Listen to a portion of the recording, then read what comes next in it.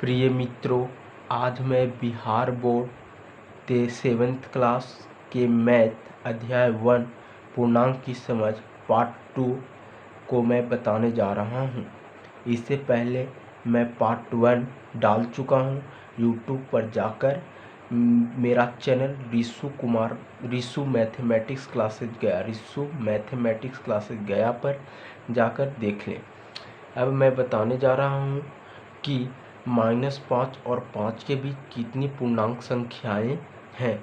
इसको पता करने के लिए सबसे पहले हम लोगों ने एक संख्या रेखा खींच लेते हैं और संख्या रेखा खींचने के बाद उसमें हम लोगों ने जीरो का इंडिकेशन कर लेते हैं और जीरो को इंडिकेशन करने के बाद जीरो के दाएं साइड पॉजिटिव वैल्यू ले लेते हैं और जीरो के बाएं साइड निगेटिव वैल्यू ले लेते हैं और फिर मिलाते हैं कि -5 कहाँ पर मिलता है।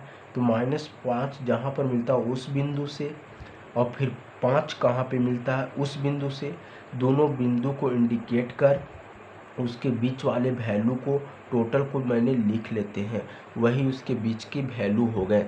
जैसे -4 -3, इसके बीच में -4 -3 -2 -1 0 1 2 3 4 ये सब क्या है, ये दोनों के बीच में वैल्यू है। तो ये सब आपकी आंसर हो जाएंगे। यहाँ पर 3 छूट रहे थे, ये 3 हो जाएंगे, या और 4 भी हो जाएंगे, 4 तक आएंगे ना। देख लीजिए -4 -3 -2 -1 0 1 2 3 4 5 तक तो नहीं होंगे, इसके बीच तक 4 तक ही होंगे।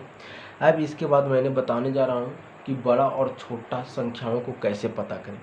तो बड़ा और छोटा पता करने के लिए -8 बड़ा है कि -12, तो इसके लिए -8 बड़ा है कि -12, तो पता करना है कि ये माइनस मतलब होता है उधार, यानी 8 रुपया उधार है या 12 रुपया उधार है।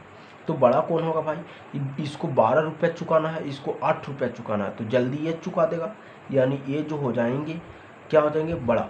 और जीरो जो है ना तो बड़ा है, ना तो ही उधार लिया है और ना ही इसके पास पैसे हैं, मगर ये जो है सिर्फ 20 रुपया उधार लिए हैं, तो ना किसी से पैसा लिया है, तो ये क्या हो जाएगा, पॉजिटिव हो जाए। ये जो है क्या हो जाएंगे, बड़ा हो जाएंगे, एक क्या हो जाएंगे, छोटा। मगर -50 एगो है -100। आप पहले बताइए कि -50 बड़ा है कि -100। तो आपको लग रहा होगा कि 100 बड़ा है, ये 50 बड़ा नहीं, क्योंकि 100 वैल्यू ज़्यादा होता है, 50 कम होता है। मगर ऐसा नहीं, क्योंकि ये जो है माइनस में है ना, तो माइनस कहने का मतलब उधार में, ये 100 रुपया उधार में है, ये 50 रुपया ही उधार में है, तो ये जल्दी चुका देगा, यानी ये बड़े हो जाएंगे, ये छोटे हो जाएंगे। अब मैंने बताने जा रहा हूँ योज प्रतिलोम। आखिर योज प्रतिलोम किसको कहते हैं, तो योज प्रतिलोम का दूसरा नाम है योगात्मक प्रतिलोम। योज प्रतिलोम का। तो योज प्रतिलोम किसे कहते हैं, तो जब किसी प्रतिलोम में उल्टा होता है, और योज मतलब होता है कि चिन्ह का उल्टा। तो ये योज यानी प्लस में है तो ये होगा माइनस में, और ये अगर माइनस में है तो योज प्रतिलोम इसका होगा प्लस में। यानी किसी भी पूर्णांक की, इसका डिफिनेशन हो जाएगा इसके अनुसार कि किसी भी पूर्णांक के विपरीत चिन्ह के पूर्णांक को योज प्रतिलोम कहते हैं। यानी किसी भी पूर्णांक संख्या, कोई भी पूर्णांक संख्या रहे, उसका विपरीत चिन्ह ले लीजिए। आपको पास 500 भी रह जाएगा ना, तो इसका विपरीत चिन्ह लीजिए। यहाँ पर कुछ नहीं तो प्लस छिपा हुआ है, तो इसका विपरीत 500 -500। अब अगला देखिए, माइनस मान लीजिए कि 1000 आप ले लिए, तो इसका विपरीत चिन्ह कर लीजिए। किसी भी पूर्णांक संख्या, कोई भी पूर्णांक संख्या रहे और उसका विपरीत चिन्ह ले लीजिए, तो माइनस में तो अभी प्लस में, तो इसी को क्या कहेंगे, इसका योज प्रतिलोम।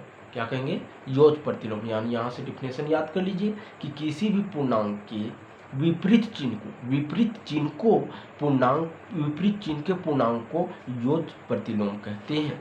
अब आगे हम लोग बताने जा रहा है, इसी का दूसरा डिफिनेशन होता है योज प्रतिलोम का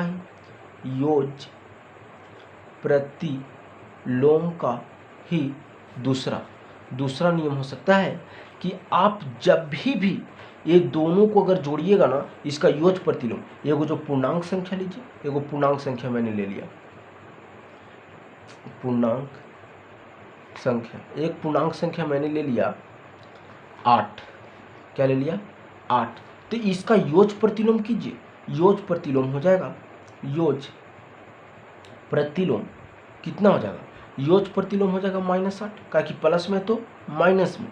तो ये चीज डिफिनेशन देता है आपको कि अगर किसी इसका जोड़ कीजिए ना, इसका योग कीजिए यानी जोड़, यानी बीच में कुछ नहीं तो प्लस जोड़ करना है तो जोड़। अब इसका अपना वैल्यू -8 है तो ब्रैकेट तोड़ लीजिए पहले, 8 प्लस माइनस माइनस यानी 8 में से 8 गया 0।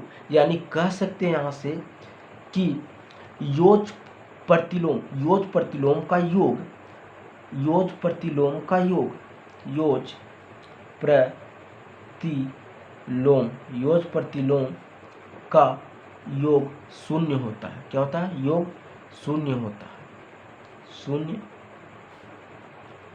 होता है।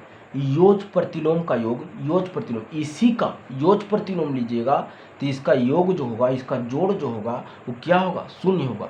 योज प्रतिलोम का को नहीं का योग शून्य होता है। जैसे देखिए आप मान लीजिए कि 12 लीजिए तो 12 का योग कीजिए, इसी का योज प्रतिलोम, इसका योज प्रतिलोम यानी प्लस में तो माइनस में, हमेशा ये 0 देगा, प्लस माइनस माइनस क्या दिया 0 दिया, 12 में से 12 गया 0।